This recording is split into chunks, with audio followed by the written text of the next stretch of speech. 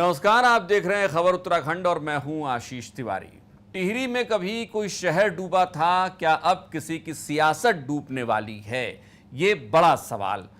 एक चिट्ठी लिखी जाती है, जो चिट्ठी बीजेपी में घमासान की ओर इशारा करती है। ये चिट्ठी किसने लिखी, क्यों लिखी, इसी मसले पर आज हम चर्चा कर रहे हैं। दरअसल बीजेपी में पहले कुछ दिनों में हमने देखा कि चुनाव से कुछ पहले तक खूब थोक के भाव नेताओं को शामिल कराया गया। कोई किसी की भी पार्टी का रहा हो, वो बीजेपी में आना चाहता है तो उसके लिए हर दरवाजे खुले हैं, तंबू कनात लगे हैं, आइए और बीजेपी में शामिल हो जाइए। हालात ये हुए कि खुद मुख्यमंत्री पुष्कर सिंह धामी को यह कहना पड़ गया संगठन को कि भाई अब स्क्रीनिंग कर लो, उसके बाद कम से कम लोगों को शामिल करो। ये जो शामिल होने का सिलसिला चलता रहा, शामिल कराने का सिलसिला चलता रहा, उसका साइड इफेक्ट अब दिखने लगा है। कहां से दिखा है? टिहरी से दिख रहा है। सबसे पहले टिहरी से जो तस्वीरें सामने आई हैं, जो लेटर बम फूट रहे हैं, वो ये बता रहे हैं कि अब साइड इफेक्ट तो होने लगा है। बात दिनेश धनई, किशोर उपाध्याय की हो रही है। दिनेश धनई ने एक सभा के दौरान, सभा नहीं, एक मीटिंग के दौरान, भाजपा कार्यकर्ताओं की मीटिंग के दौरान शायद ये बात कह दी। हालांकि इसका आधिकारिक प्रमाण हमारे पास नहीं है कि दिनेश धनई का कोई बयान हमारे पास आया हो, कोई वीडियो बयान। लेकिन जैसा किशोर उपाध्याय कह रहे हैं कि दिनेश धनई ने इस दौरान ये कहा है बीजेपी नेताओं के सामने, इवन वहां पर जो जिलाध्यक्ष थे वो भी मौजूद थे, उनकी उपस्थिति में यह कह दिया कि किशोर उपाध्याय जो विधायक हैं बीजेपी से टिहरी के, उनके समर्थक टीएचडीसी के ठेके ले रहे हैं। यह बात किशोर उपाध्याय को चुभ गई है। किशोर उपाध्याय ने दिनेश धनई के इस बयान के बाद एक चिट्ठी लिखी है।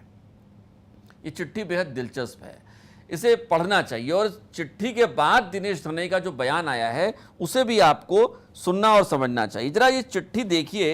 ये चिट्ठी मैं आपको पढ़ के बताता हूं। दिनेश धनई के बयान के बाद किशोर उपाध्याय ने जो चिट्ठी लिखी है, टीएचडीसी के कार्यकारी निदेशक को ये चिट्ठी लिख रहे हैं किशोर उपाध्याय। लिखते हैं कि अभी एक बैठक में हमारे सम्मानित साथी पूर्व मंत्री श्री दिनेश धनई जी ने आपका नाम लेते हुए मुझे आरोपित किया है। कार्यकारी निदेशक एलपी जोशी जी को ये चिट्ठी लिखी जा रही है किशोर उपाध्याय के जरिए। तो वही जो मजमून है चिट्ठी का, वो मैं आपको पढ़ के सुना रहा हूं। किशोर उपाध्याय लिखते हैं कि अभी एक बैठक में हमारे सम्मानित साथी पूर्व मंत्री दिनेश धनई ने आपका नाम लेते हुए मुझे आरोपित किया है कि मेरे और मेरे समर्थकों के Tehri hydro development corporation India limited में करोड़ों के ठेके चल रहे हैं। इससे मुझे गहन पीड़ा तो हुई है। अगर इस तरीके की बातें लोगों के बीच हैं तो मेरी छवि पर भी गंभीर नकारात्मक असर पड़ता है। बैठक में आदरणीय जिला अध्यक्ष श्री राजेश नोटियाल जी आदि उपस्थित थे।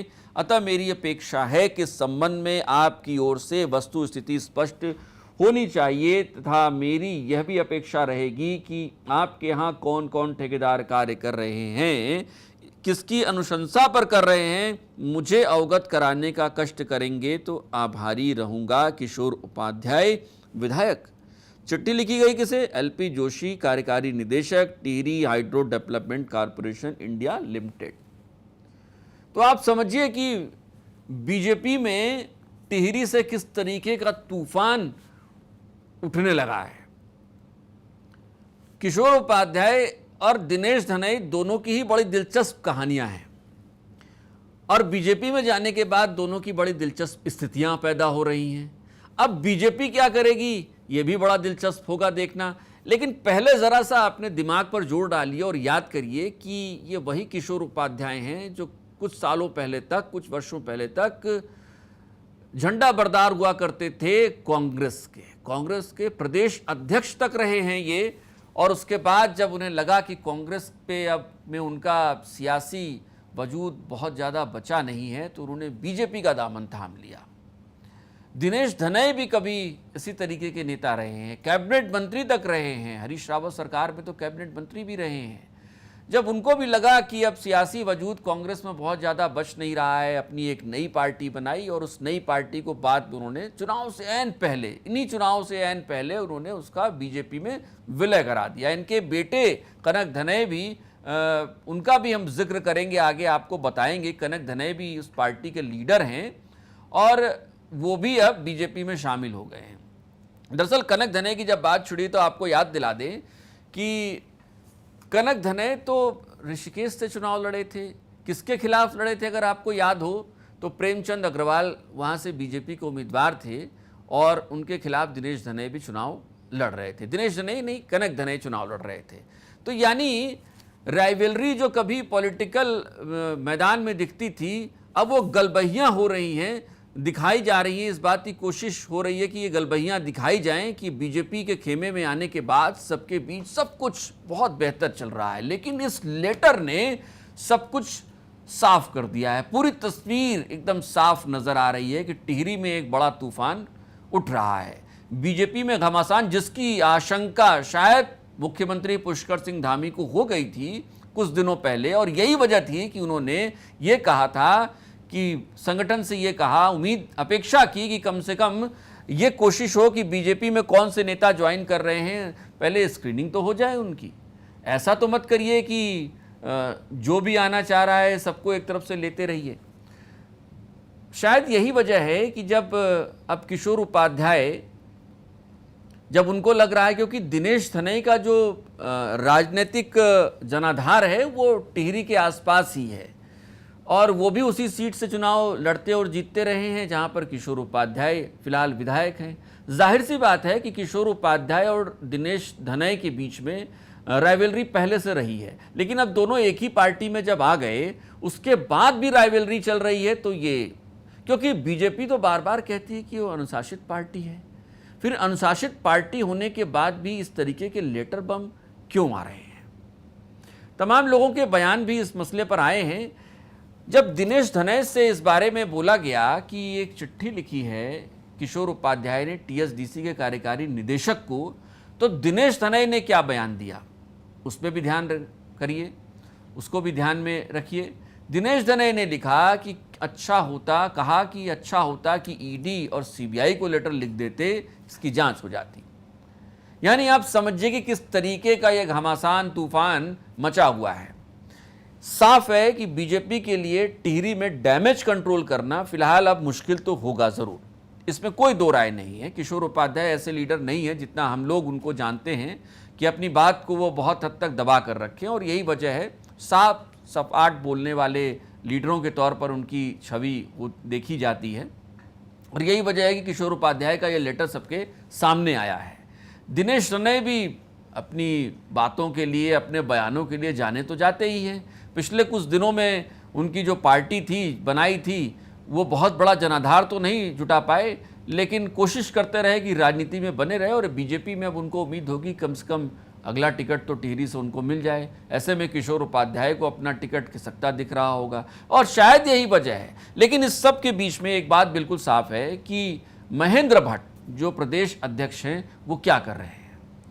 क्या बीजेपी की तरफ से डैमेज कंट्रोल की कोशिश हो रही है? हालांकि महेंद्र भट्ट हो सकता है कि कुछ दिनों में राज्यसभा की शपथ ले लेंगे जब 2 दिनों बाद, और जब राज्यसभा के सांसद बन जाएंगे तो शायद उनका इन्वॉल्वमेंट संगठन में कम हो जाए, और शायद ये भी हो सकता है कि दोहरी जो जिम्मेदारी होती है वो बीजेपी में नहीं दी जाती है आमतौर पर, और ये भी हो सकता है कि उनसे अध्यक्ष पद ले लिया जाए, किसी और को दे दिया जाए। हालांकि ये अनुमान है, ऐसा हो ये ज़रूरी नहीं है, बीजेपी तय करेगी, ये हमारा अनुमान है।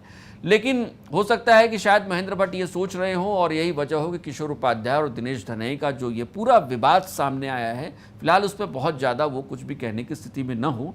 उन्हें लगता हो कि 2-3 दिन बाद तो मैं राज्यसभा सांसद बन जाऊंगा, फिर ये जो नया अध्यक्ष आएगा ये उसके ज़िम्मे होगा। लेकिन इस पूरी परिघटना परिस्थिति को देखते हुए क्या लगता है? लगता तो यही है कि बीजेपी के लिए अब नेताओं को संभालना वैसा ही मुश्किल हो जाएगा जैसे कभी कांग्रेस को अपने नेताओं को संभालना मुश्किल हो जाता था, क्योंकि एक ही सीट से बहुत सारे लीडर उनके पास हुआ करते थे, और अब वही स्थिति बीजेपी के पास बन रही है कि एक ही सीट के बहुत सारे दावेदार लीडर अब उनके पास आ गए हैं। तो कमोबेश जिस तरीके से तमाम लीडर आए, अब वही स्थिति जो कांग्रेस में कुछ सालों पहले तक हुआ करती थी, अब वो बीजेपी के लिए परेशानी का सबब बनने वाली है। कहीं ऐसा तो नहीं है कि दिनेश धनई की वजह से किशोर उपाध्याय जिस असहज स्थिति में हो वैसा कुछ और सीटों पर भी हो रहा हो, क्योंकि कई और ऐसे लीडर्स हैं, नेता हैं जो कांग्रेस छोड़कर बीजेपी में तो आए हैं, लेकिन पहले से जिन भाजपाई जहां पर थे वहीं पर जो कांग्रेसी लीडर आ गए हैं, उसकी वजह से कहीं ऐसा तो नहीं है कि उनको भी लग रहा हो कि वो भी असहज हो गए हैं। बहुत सारी ऐसी बातें हैं जो शायद बीजेपी की लिए मुश्किलों का सबब खड़ा कर सकती हैं। अब दिलचस्प ये देखना होगा कि इस पूरे विवाद में होता क्या है। किशोर उपाध्याय शांत होते हैं या फिर दिनेश धनई जिस तरीके से ईडी और सीबीआई की सलाह दे रहे हैं, उनको चिट्ठी लिखने की सलाह दे रहे हैं, किशोर उपाध्याय वो चिट्ठी लिख देते हैं, या फिर बीजेपी कम से कम ये कदम उठाती है कि दोनों नेताओं की सलाह पर मानते हुए, अपने नए नवेले आए आगंतुक नेता की सलाह को मानते हुए ईडी और सीबीआई की ओर इशारा कर देती है कि भाई आप भी इस पूरे मसले पर जाँच कर लीजिए। लेकिन इन सारी चीज़ों में एक चीज़ और भी ध्यान रखिए कि क्या टीएचडीसी के ठेकों में स्थानीय विधायकों की भी चलती है, स्थानीय नेताओं की भी चलती है? ये भी तो ध्यान देने वाली बात है। टीएचडीसी के ठेके क्या नेताओं को मिल रहे हैं, नेताओं के समर्थकों को मिल रहे हैं? टिहरी के लोग ही बता पाएंगे। आप इस वीडियो पर अपना कमेंट ज़रूर करिएगा, कमेंट बॉक्स में हमें बताइएगा कि आप क्या मानते हैं, क्या होगा बीजेपी के लिए घमासान या तूफान कहाँ तक उसको लेकर जाएगा। तमाम और वीडियो हमारे देखिए। फिलहाल आज इतना ही, मुझे दीजिए इजाज़त। नमस्कार।